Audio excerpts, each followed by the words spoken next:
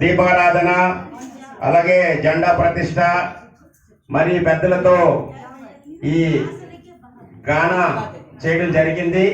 ఇప్పుడు మరి కొద్ది క్షణాల్లో పూజా కార్యక్రమం జరగబడుతుంది.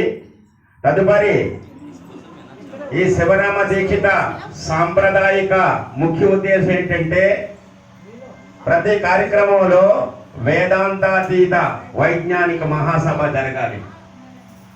ఆ సభలో పెద్దల యొక్క ఉపన్యాసంలో ఈ సాంప్రదాయకం యొక్క న్యాయబద్ధతలన్నీ కూడా తెలియబడుతుంది.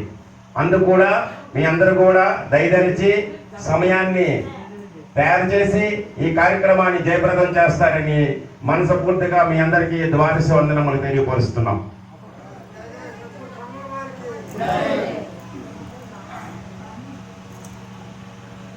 అయిపోయి